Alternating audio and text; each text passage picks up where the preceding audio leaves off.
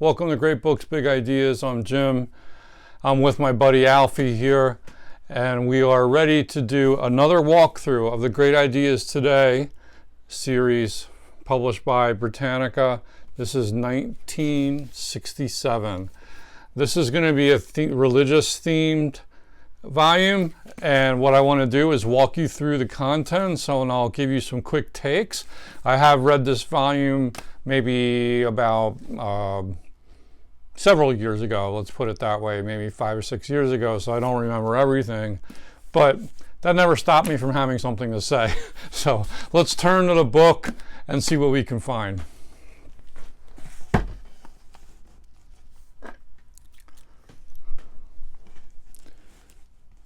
We have a symposium this year, 1967. Should Christianity be secularized? Here's the usual suspects, Hutchins and Adler, the brain children behind the Great Ideas Today. And we start with a nice little image plate, Full Fathom 5 by Jackson Pollock, oil on canvas, 1947. I used to think Jackson Pollock was sort of a BS artist, but no longer. I really like his abstract work. People used to say, well, like, oh, I could do that. But, well, if you could do that, try. Let's see what you come up with. Anyway, let's just jump into our part one here. We have a symposium, as was the way of the Great Ideas Today. And we have several pieces by Harvey Cox, E.L. Mascall, Marty, M.D. Chenu, and the idea of religion in the great books of the Western world. We have a little bit of a photo collage here, the changing face of Christ. I do like how these volumes are illustrated. Have an introduction. That's interesting. Okay, a little bit of a modern art feel there.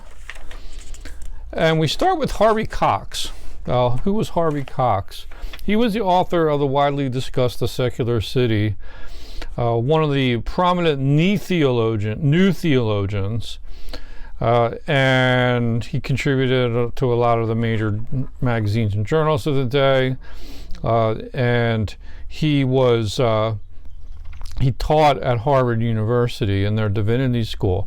Interestingly, though, this local tie-in for me, he was born in Chester County, Pennsylvania, educated at University of Pennsylvania, and so forth. My one Harvey Cox story is, I think when I was in college, he was still on the speaking circuit, and I might have gone to see him speak with some friends at another college. He wasn't at my college, but I have a memory that we went to see him speak. Now, that could be false memory. But anyway, at some point I saw him, or we were talking about him amongst my friends. Most of my friends went to other colleges in the area. And this one friend, he told me that his mother dated Harvey Cox in high school. So, true story. They went out on a date. I'm not sure how many. I don't think it lasted long. Anyway, he writes a piece here on why Christianity must be secularized.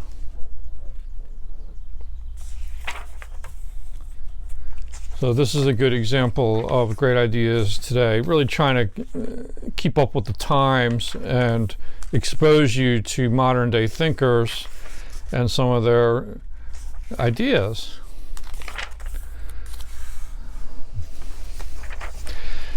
In response, in this symposium, we have E.L. Mascall, why Christianity should not be secularized. We have a debate. This was a distinguished Anglican theologian, born in England, 1905, went to Cambridge, and also holds a D.D. degree from Cambridge and Oxford, ordained in the Church of England in 1932. Many publications on religion, theology.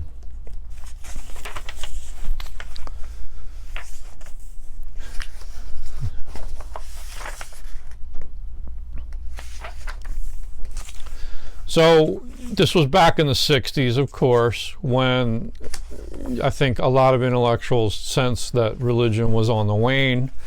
You can even go back to the Victorian period and The Origin of Species by Charles Darwin, The Descent of Man.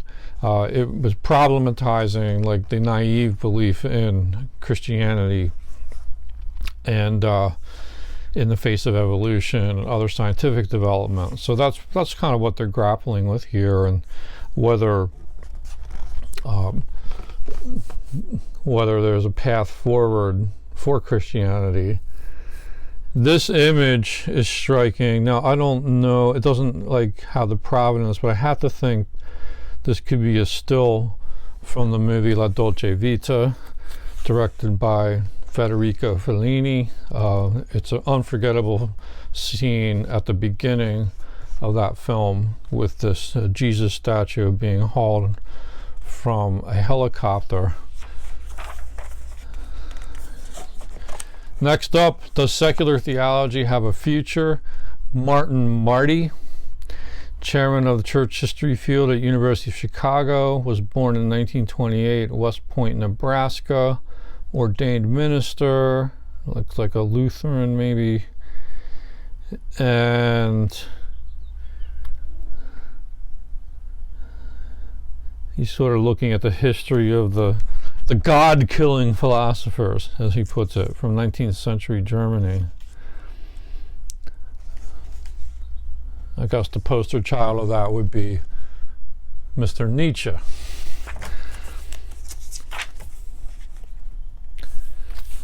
The need for radical religious change.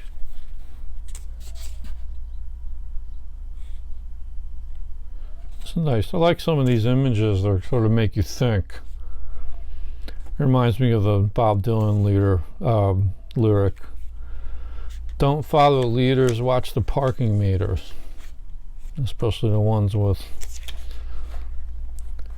religious iconography strapped on them.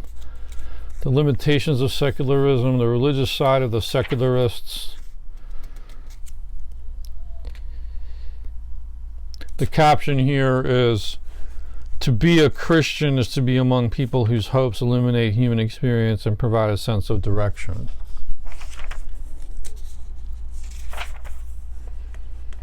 And here we have nuns bowling. Meaning arises as we try to make sense of positions held in the past in the light of altered conditions. Next up on the symposium, the need for a theology of the world. M.D. Chenu, a scholar and priest of the Dominican order, born in 1895 at Soissy-sur-Seine near Paris, and best known for his introduction à l'étude de Saint Thomas d'Aquin, translated in English under the title Toward Understanding St. Thomas, 1964. So I guess a Thomist. Why religion is not faith. Looking at some of these subheads. Man, the co-creator. The ambiguity of secularization. How faith saves religion. And then we have a section on the idea of religion in the great books of the Western world. So that's our symposium for 1967. Interesting choice of topic for 1967, what with all that was going on in the culture at that time. I remember John Lennon got in trouble a little bit before this time for claiming that the Beatles were more popular than Jesus Christ, which probably was true in the West. And then, of course, in the Bible Belt, they didn't take kindly to that.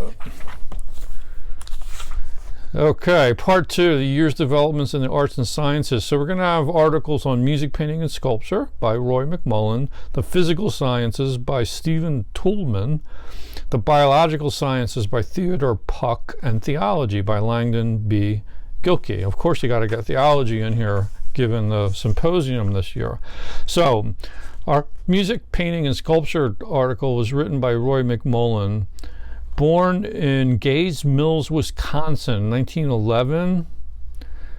And he served as a glider pilot and intelligence officer in England and France during World War II.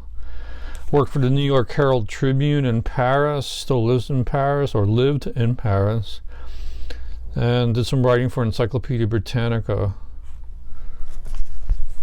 Okay, I like to see who was being talked about in these annual update articles. Yeah, I see Susan Sontag's Against Interpretation and other essays gets a mention here.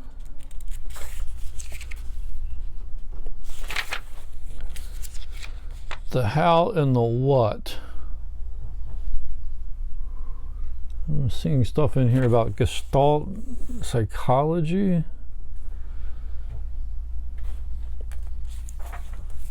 Words, music, and commitment. We're all over the place. Talking about Beethoven, Wagner, Hans Werner Henze's The Bassarids, and Gunther Schuller's The Visitation. Some of the new music, I guess, of the day. Hindemith, Stravinsky, and so forth.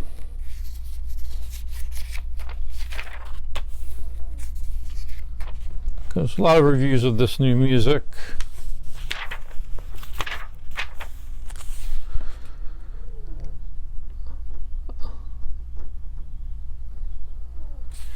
Change and Chance.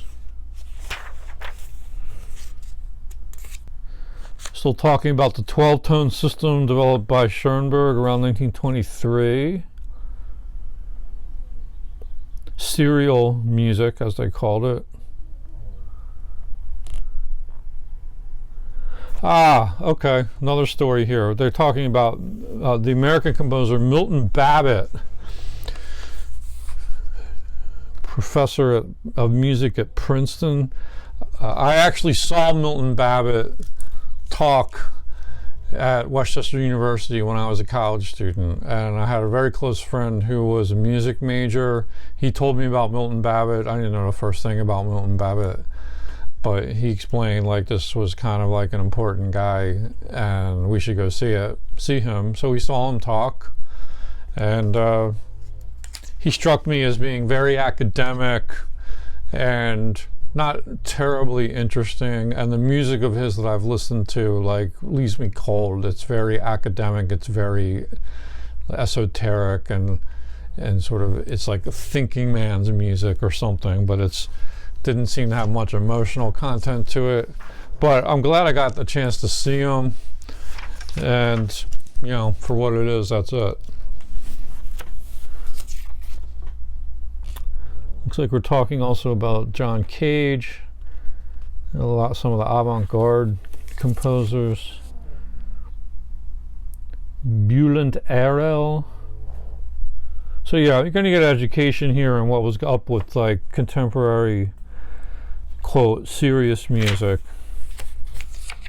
Stockhausen, another big name. The listening eye and the seeing ear.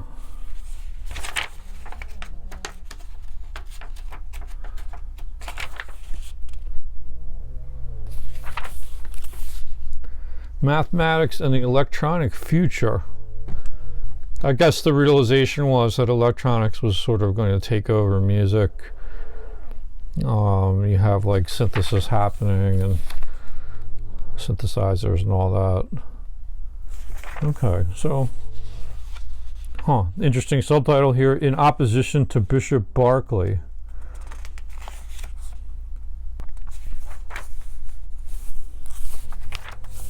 Space, place, extension, the void, and man.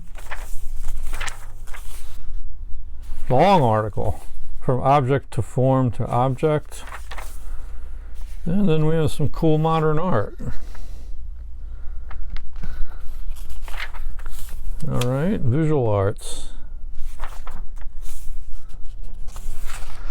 Alexander Calder, he's a lot of his work, as I recall, was displayed at the Philadelphia Museum of Art. We have some Andy Warhol here. Orange Disaster, silkscreen on canvas, 1963. George Segal, or Siegel, plaster, wood, metal, and rope. The Billboard. And then Roy Lichtenstein. Lots of examples of 60s art, pop art and otherwise. William de Kooning. Oh, this is a piece that's in the Philadelphia Museum of Art, The Bride Stripped Bare by Her Bachelors, even, by Marcel Duchamp. And you might be able to see in here, I'm not sure if the image is showing it, but this glass was cracked because when they were installing it, moving it into the museum, it dropped and it shattered. And I think the story was that Marcel Duchamp, you said, oh, well, now it's complete.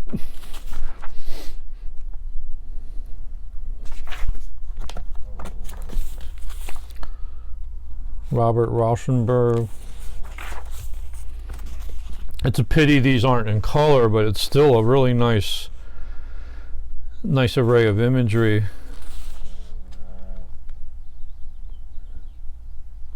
Picasso. Sculptures. Okay. So a lot of coverage of art and music. Pretty cool. Next up, we have the physical sciences. Stephen Toulmin, a very famous name, professor of philosophy and the history of ideas at Brandeis University, born in London in 1922, went to Cambridge, King's College, math and physics major. Studied in philosophy under Ludwig Wittgenstein. Quite a career. Very prolific author.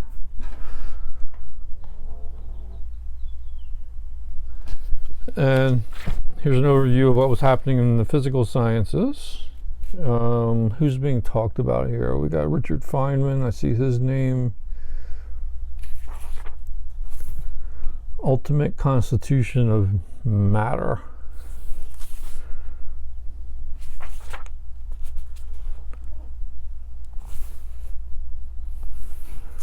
This article looks, for such a heady subject, it looks to be pretty readable, which is what you want from such an article.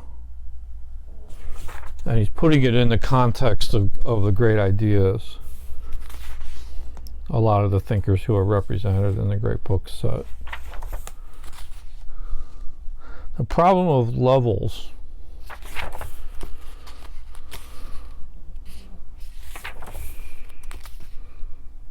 Yeah, lots of history of philosophy and science here. The 1880s and 1960s, a comparison. He's talking about an intellectual crisis.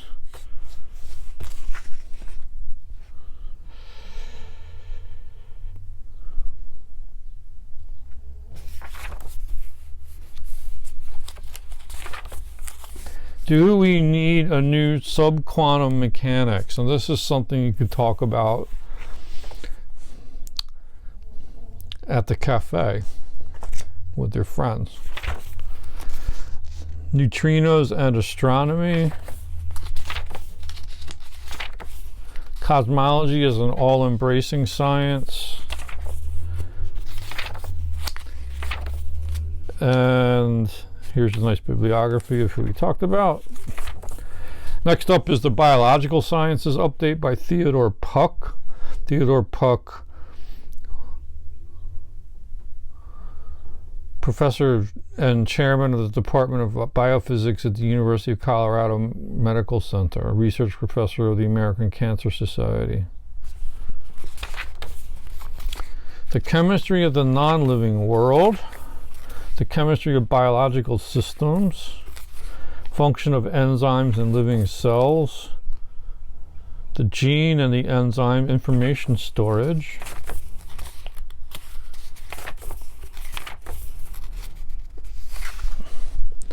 the control of protein synthesis, the mammalian cell,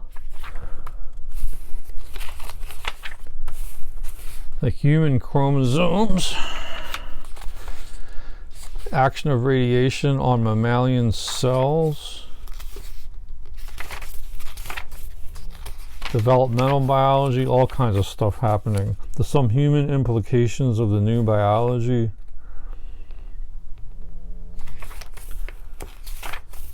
And that's how he closes it.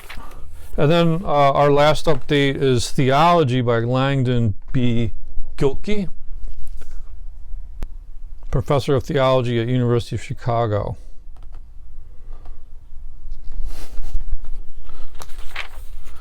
The background of the current agitation. So he's now referring to the Symposium,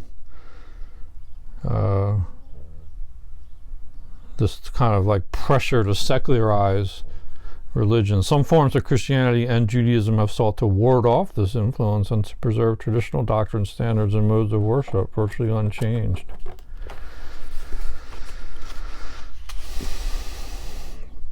Liberal theology is a term that he uses to describe, I guess, this movement towards secularization. I wonder what's become of liberal theology these days. I can't say I really know. Neo-Orthodox theology,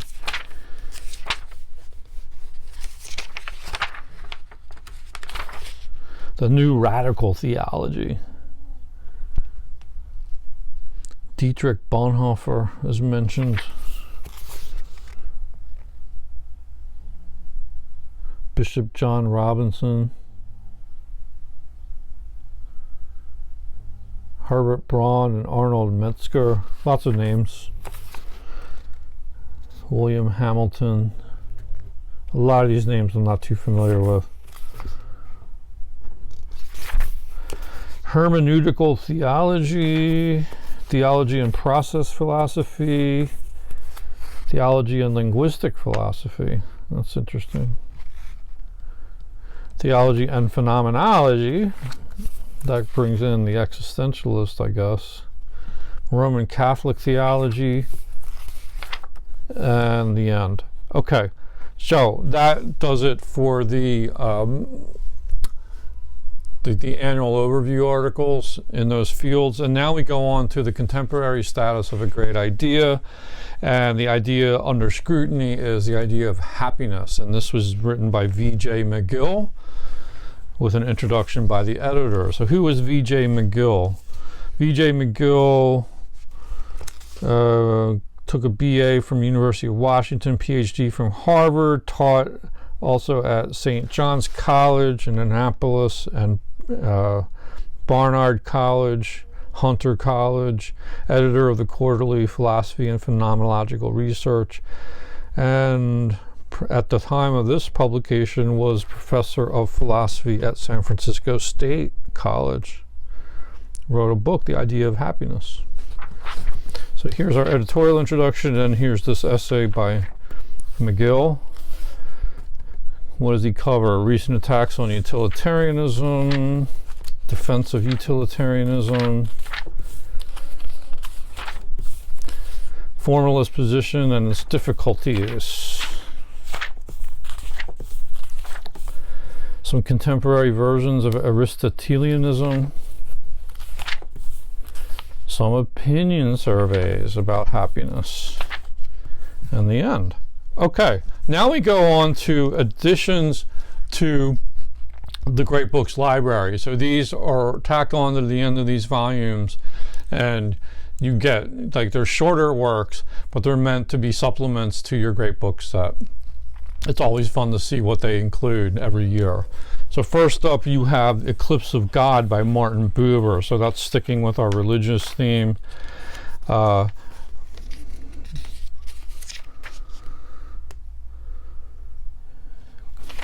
good.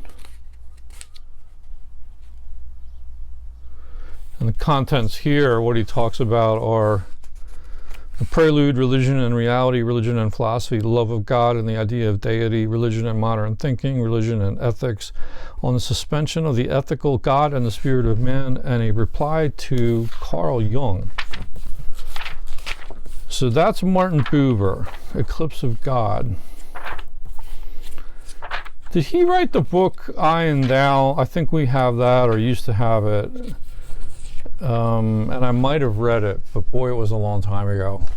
So I can't comment on Martin Buber. What is Life by Erwin Schrödinger, of Schrödinger's box fame, right? One of the great architects of quantum theory. So what impact was quantum theory having on our understandings of life and the meaning of everything? Well, let's go to the horse's mouth and listen to Schrödinger.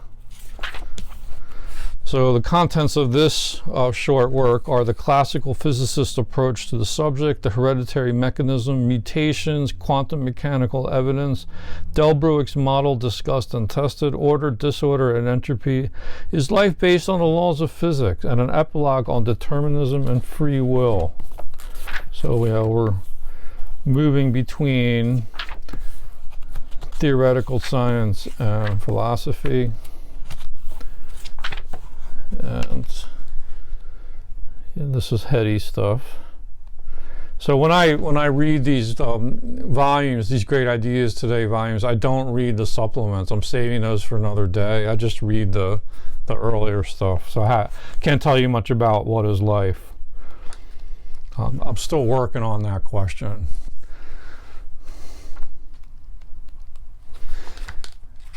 And okay, and this is a work I have read. We have Medieval Poetry, Sir Gawain and the Green Knight.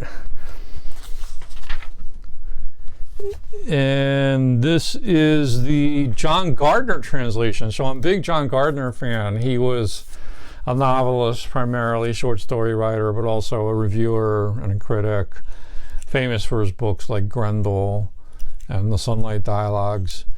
And he also did some translation. He wrote a biography of Chaucer, so he was a medievalist in addition to all the other things he was doing. So it's nice to have his translation of this in here. I think I have this on there, a separate volume as well. But cool. All right, so that's a nice selection with some illustrations too.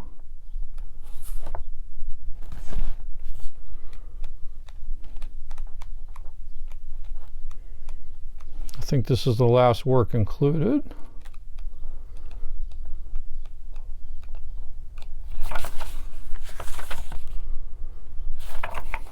Yep. And that's it. So that's the Great Ideas Today, 1967. It's a wrap. Like I said, I did read this one many years ago, and it probably wasn't one of my favorite volumes. Like the religious discussion, like, seems a little bit dated to me, but I'm always up for some, theological discussion and debate, and it does seem pretty good. I like the article on music and painting and sculpture. That was one of my favorite of the updates. And the Toulmin was a good piece too on physical sciences. But a nice well-rounded volume. That is 67. Of course, we're marching through history, so next up is going to be 1968. Maybe we'll get to one next month. Thank you for watching the channel, and I hope you'll come back. If you're new to the channel, why not become a subscriber? It doesn't cost you a thing. Hit the thumbs up, ring the notification bell like crazy, and click that subscribe button. It helps the channel, and I hope you'll check out the other videos on the channel. It's good to be back talking with you. We'll talk again soon. Bye-bye.